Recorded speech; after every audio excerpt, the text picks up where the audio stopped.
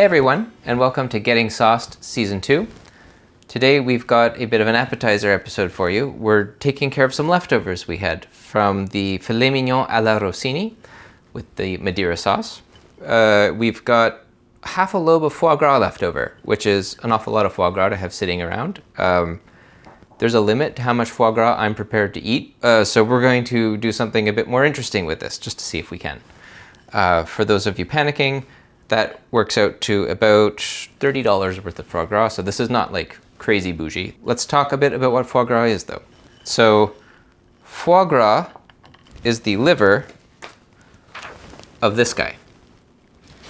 Now, every autumn, when the goose gets ready to migrate, it will gorge itself and fatten up its liver as an energy store so that it can fly wherever it needs to fly. The ancient human population seemed to notice that if you harvested a goose around this time, it had a little tasty liver going on. This was an ideal thing to be eating. Fat is actually the most valuable part of most animals in a survival situation, or if you are an early husbandry culture. And so they would harvest the goose. And then eventually we learned that you can encourage them to eat certain foods that make the liver taste better. Dried figs being a classic example. Now, we don't know when we started doing this, but we know it was a long time ago because we have hieroglyphic depictions of it in Egypt, which means that it was at least happening before then.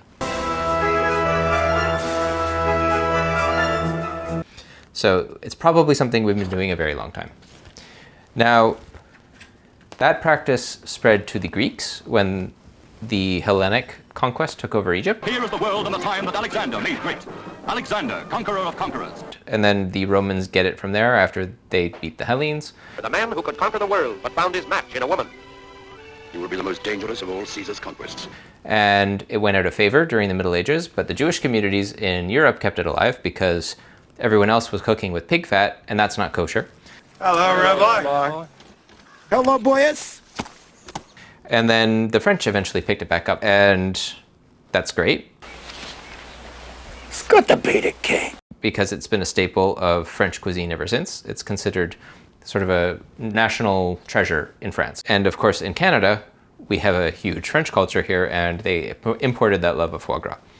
So that's the background. If you know anything about foie gras, you should know that it's a little controversial.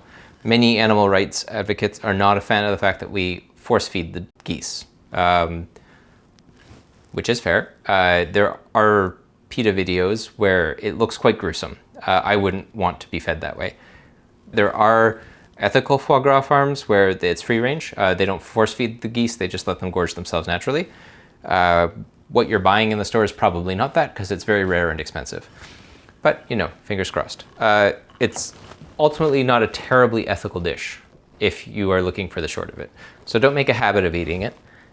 It's not illegal or a crime per se, but it is against the law.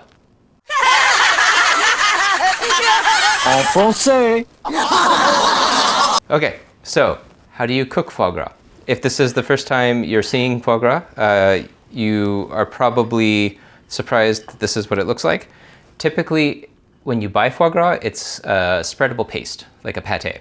Try the gray stuff, it's delicious. It's already been cooked. You can just eat that straight. This is raw foie gras. It typically comes frozen. You've let it slowly warm up to room temperature here, which is how you're supposed to do it.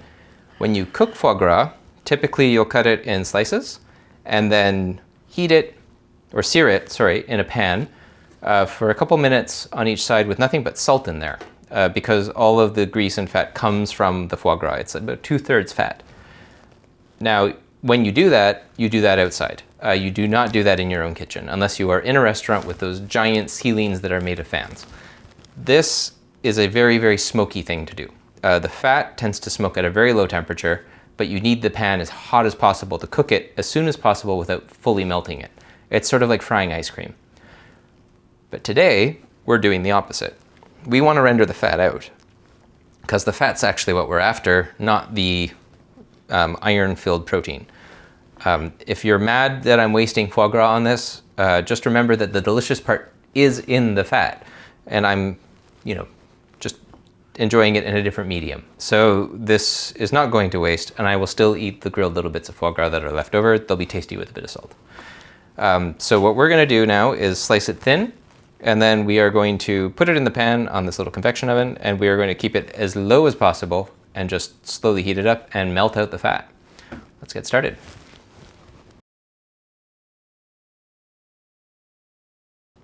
Little humble brag, I think I actually thawed this to the perfect consistency for cutting. That is not always a given. Sometimes this can get a little messy.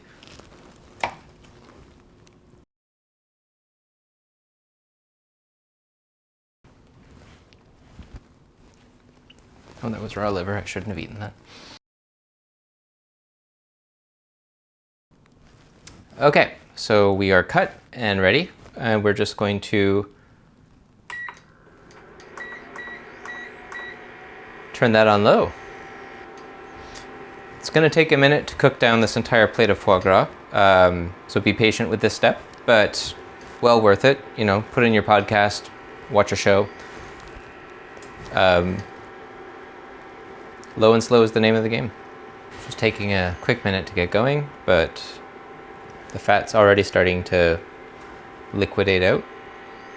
Every one of these pieces you can expect to shrink by about a third, 2/3 while this is going on.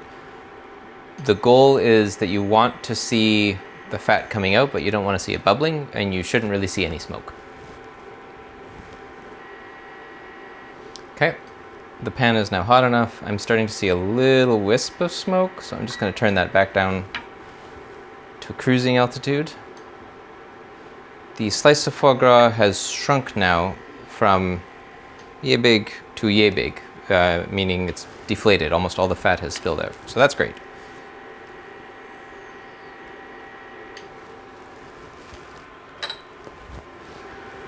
One for the shriveled piece of meat and one for the oil left over after. Now I'm being super conservative here.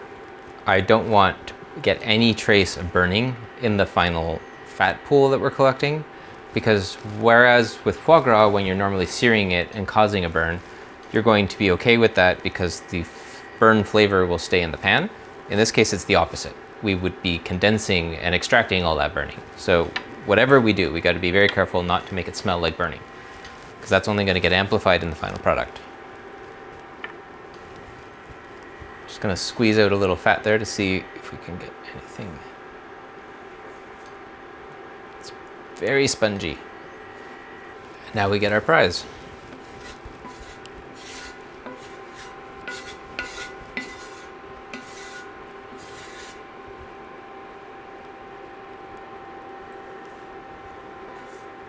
Do not want to waste a drop of that.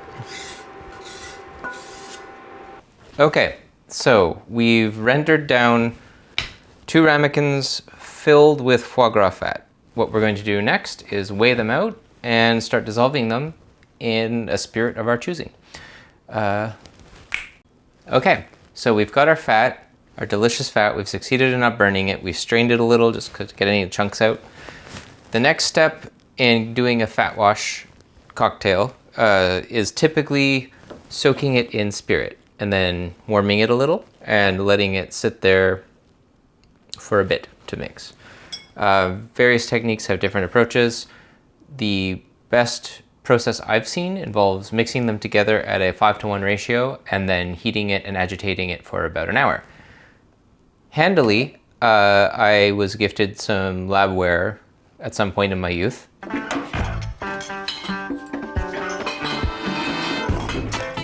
And I've held on to it, and it's really useful in the kitchen. So this is a hot plate with a magnetic stirrer inside, which will be exactly what we need for this process. Generally, I recommend doing this by weight. It's more accurate. And we're going to use a vodka, because only time I've ever seen this done in a restaurant or a fancy cocktail bar was with whiskey.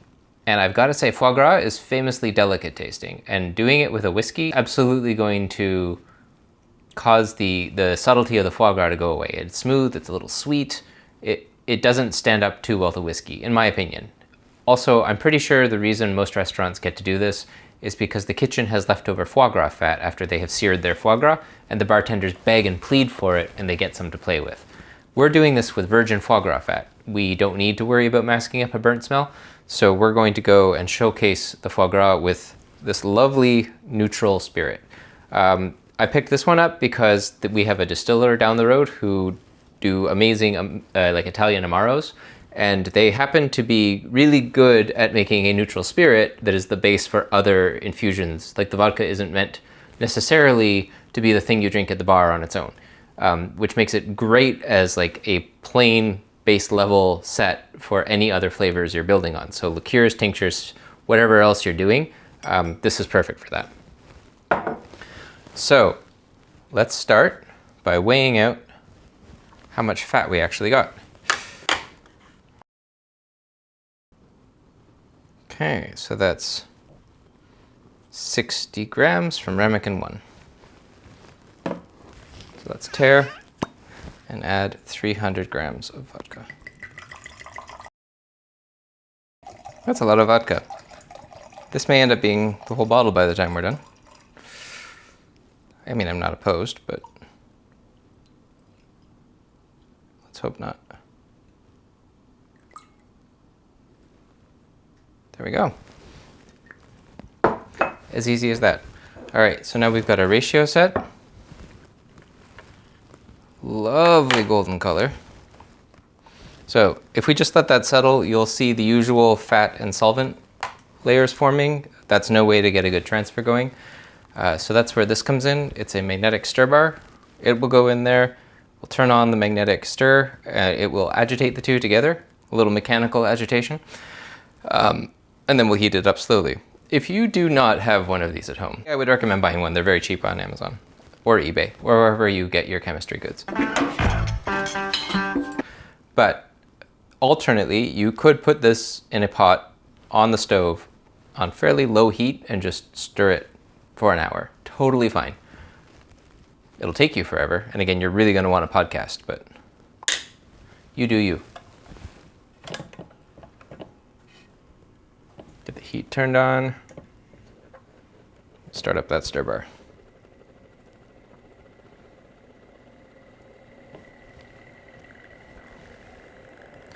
Now the viscosity of the oil is probably going to take it a minute to get a vortex going, but oh, no, there it goes. Okay, and I'm going to turn the heat up pretty high to start, just to get it warmed up. And then once we're at cruising altitude, I will turn it back down to fairly low. The goal is not to evaporate anything off, it's just to encourage the mixture of flavors between the fat and the alcohol. That's pretty good.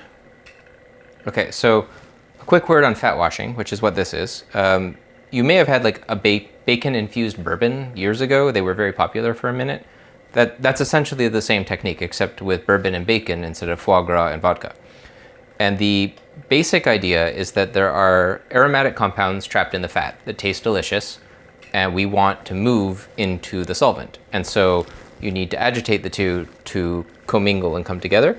And then the phenols will move from one solvent to another. And then what we'll do is stop agitating it and let the fat and the vodka separate again. And we'll speed that up a bit. We'll even put it in the freezer so that the fat solidifies and forms a cap. And then once that's done, we will smash the cap, pour off the vodka, and have a smooth alcohol left over that has trapped a lot of the flavors from the fat now in the vodka. The process is actually used in France, in Provence, to make perfume. So they'll take flowers, like lavenders, and press them into rendered fat. And then after a few days, they will take that fat and put it in the solvent after they've taken the organic flowers out. And the reason they do that is because the alcohol itself directly splashing on the flowers would be a bit too harsh, and it would cause an off-putting odor.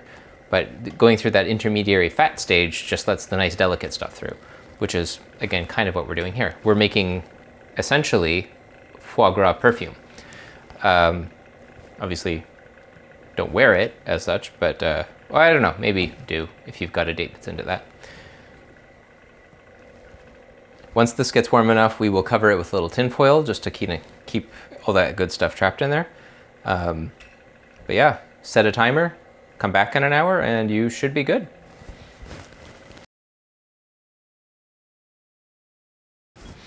Okay, fast forward. We've let that settle overnight, so we took the hot, fat vodka solution and we put it in mason jars, threw that in the freezer, let it form a solid cap on the top, which we have punched through with an oyster shucker. But the procedure is basically slowly push your way through, poke a hole, and then you can get at the stuff. The fat remains fairly solid in there, so I know you can't see that because it's all frosted up, but trust me. So what we want to do is strain it through a coffee filter after running it through a fine mesh sieve to get the big chunks. We'll let the little chunks catch in the paper here, wet your paper before you put it in, and then finally I've just got it going through a metal sieve as a final step. So just pour it through.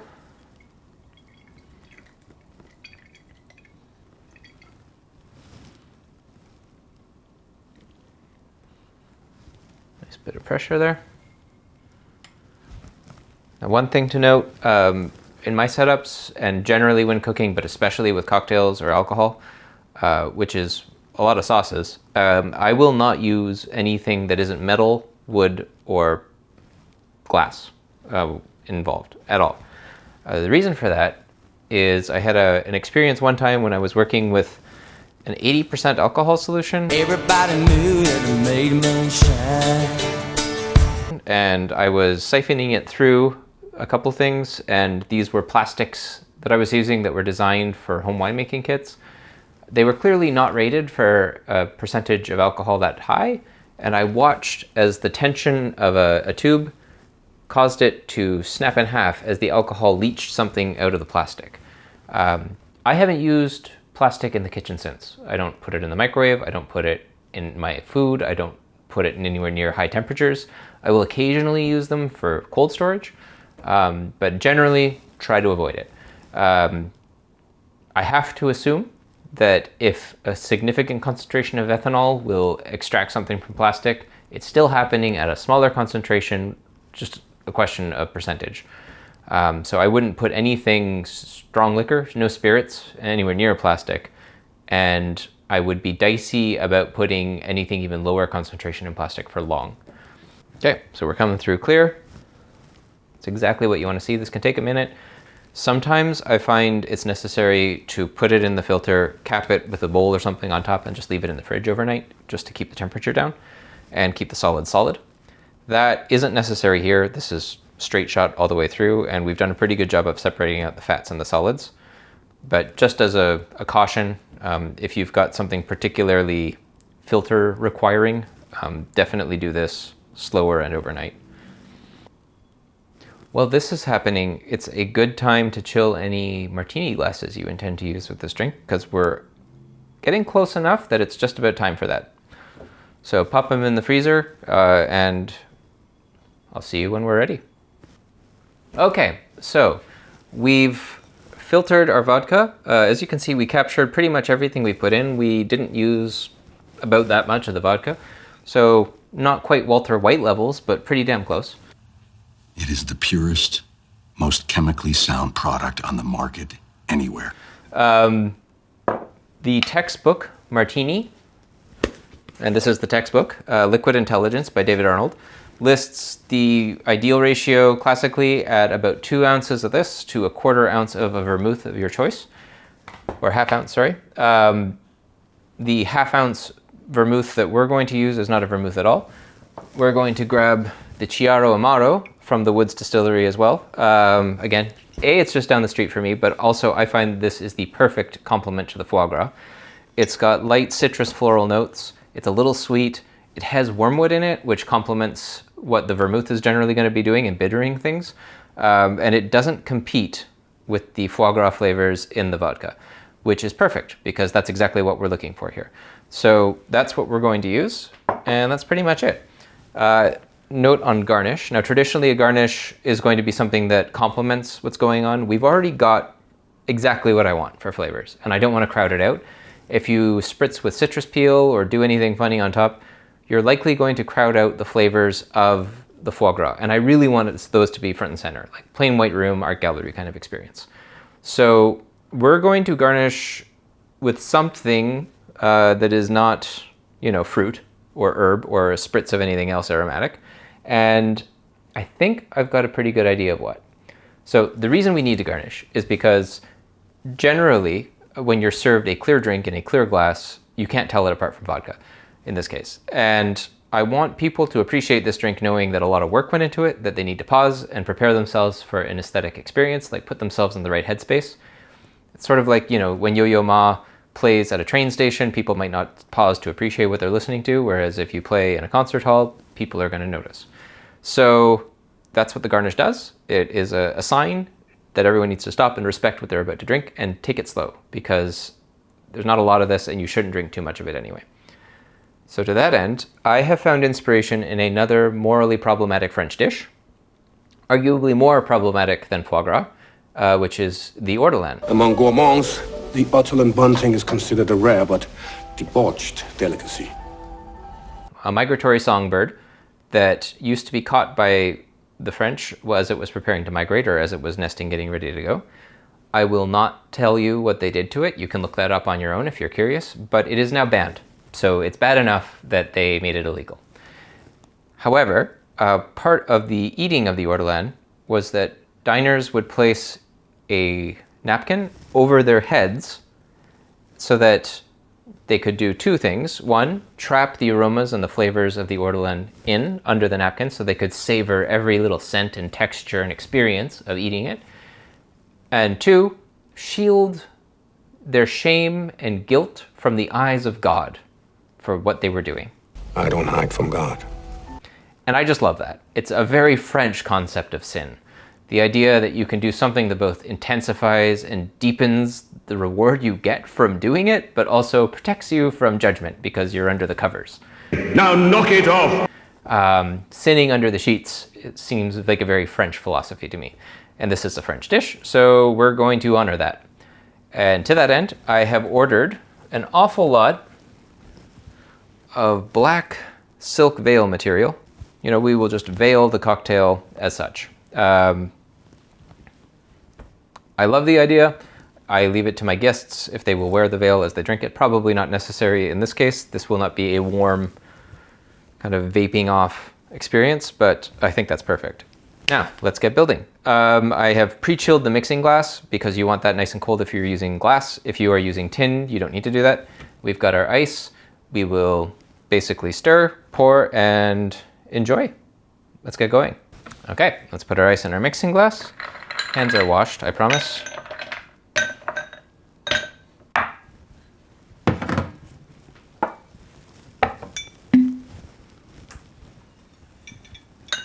In we go with 2 ounces.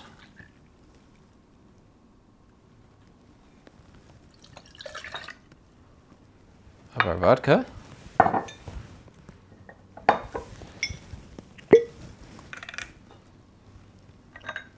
Half an ounce.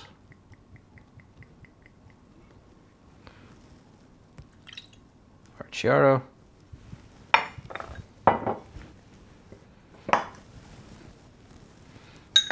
Give it a stir. And pour.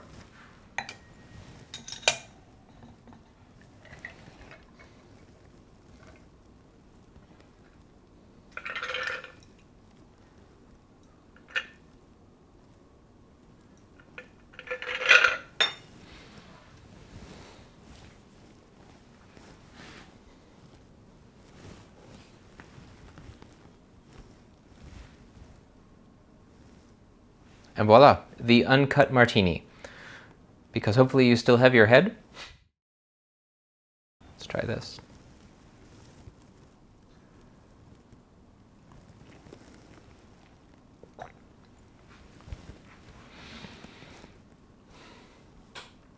That is good. Obviously, I'm not going to say it's bad. It's a lot of work, but it is delicious. Yeah.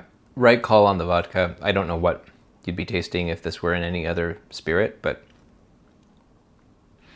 the only way this stands a chance of standing up to anything, like even that Chiaro, is nothing but a pure spirit.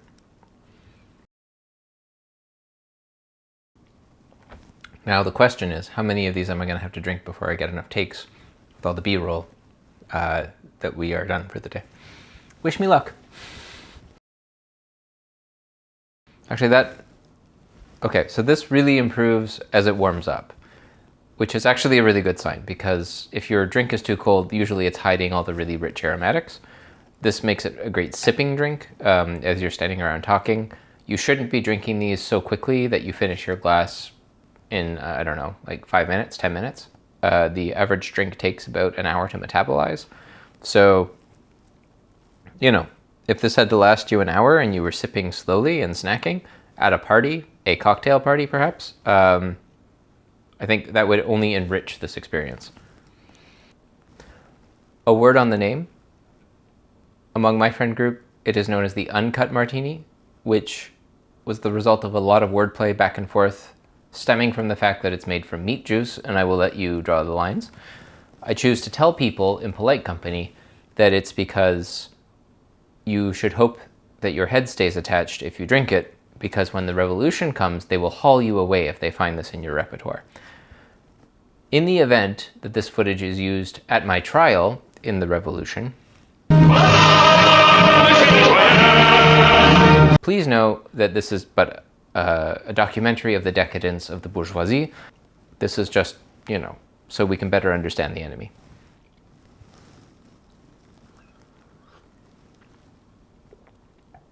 Hopefully champagne socialists aren't banned in the future.